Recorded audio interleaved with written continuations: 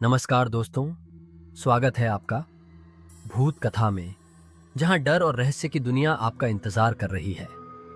आज हम आपको लेकर चलने वाले हैं एक ऐसी खौफनाक कहानी के सफर पर जिसे सुनने के बाद आपकी रूह कांप उठेगी। क्या आप तैयार हैं उस मंदिर के रहस्य को जानने के लिए जहां से आज तक कोई वापस नहीं आया?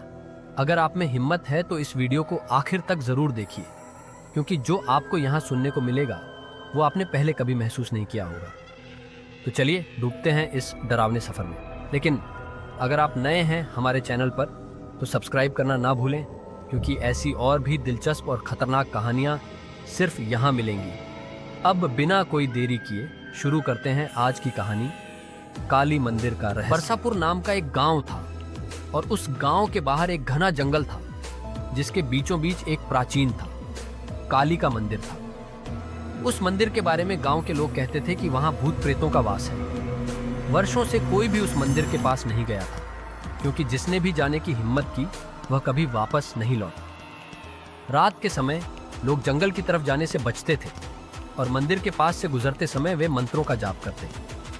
लेकिन एक दिन गांव के 3 दोस्तों सचिन, रोहित और विवेक ने फैसला किया कि वे इस मंदिर का रहस्य जानकर ही रहेंगे। शाम हो चुकी थी और तीनों ने रात के वक्त ही मंदिर में जाने का निश्चय किया। गांव के बुजुर्गों ने उन्हें रोकने की कोशिश की, लेकिन युवाओं को डर कहां था। वे अपनी टॉर्च और मोबाइल कैमरे लेकर निकल पड़े। जंगल घना था और चिड़ियों की आवाजें और हवाओं की सरसराहट ने माहौल और भी भयानक बना दिया था। जैसे जैसे वे मंदिर के पास पहुंचे, हवा और ठंडी होती गई। एक अजीब सी खामोशी जंगल में छा गई थी। मंदिर अब सामने था, पुराना, टूटा फूटा और काले पत्थरों से बना हुआ। उसकी दीवारों पर डरावने चित्र उकेरे हुए थे। सचिन ने कहा, चलो अंदर चलते हैं, देखते हैं क्या सच में यहाँ कुछ है। तीनों ने मंदिर का भारी दरवाजा धकेला। अंदर घुप अंधेरा था। सिर्फ उनकी टॉर्च की हल्की रोशनी में पुराने दियों के काले निशान दिखाई दे रहे थे। एक कोने में मां काली की विशाल मूर्ति खड़ी थी, जिसकी आंखें इतनी गहरी थीं मानो उनमें से कुछ देख रही हो। जैसे ही वे आगे बढ़े, एक अजीब सी गंध फैली। विवेक ने कहा, यह गंध कुछ अजीब है। सचिन ने उसे नजरअंदाज करते हुए मूर्ति की तरफ देखा। तभी अचानक मंदिर के अंदर के दरवाजे जोर से बंद हो गए। तीनों डर गए। उनके फोन की टॉर्च झपकने लगी और एक अजीब सी आवाज गूंजने लगी, मानो कोई चीख रहा हो। रोहित घबराया और भागने की कोशिश की, लेकिन जैसे ही उसने दरवाजा खोला, उसे लगा कि दरवाजे के पीछे कोई खड़ा है। वह चौंक कर पीछे हटा। उसके शरीर पर ठंडे पसीने की धार बहने लगी। तभी उन्होंने देखा कि मूर्ति की आंखें चमकने लगी हैं। मूर्ति के होंठ धीरे धीरे हिलने लगे और एक भयानक आवाज गूंजी, तुम्हें यहाँ नहीं आना चाहिए था। तीनों की धड़कनें तेज हो गईं। विवेक चीखते हुए बोला, ये क्या हो रहा है? तभी सचिन की नजर मंदिर की दीवारों पर गई, जहाँ अजीब और गरीब छायाएं चल रही थीं। उन छायाओं ने धीरे धीरे आकार लेना शुरू किया और इंसानों की तरह दिखने लगी। वे छायाएं उनकी ओर बढ़ने लगी। सचिन ने जोर से कहा, भागो यहाँ से। लेकिन भागने का कोई रास्ता नहीं था। दरवाजे बंद हो चुके थे और मंदिर की दीवारें जैसे और भी पास आ रही थी। अचानक एक छाया ने रोहित को पकड़ा। उसकी चीख मंदिर की गहराइयों में गूंजने लगी। रोहित का शरीर हवा में लटक गया और वह धीरे धीरे गायब हो गया, जैसे उसने कभी इस दुनिया में कदम ही नहीं रखा हो। विवेक और सचिन अब पूरी तरह घबराए हुए थे। विवेक ने अमन का हाथ पकड़ा और कहा, हमें यहाँ से किसी भी तरह बाहर निकलना होगा।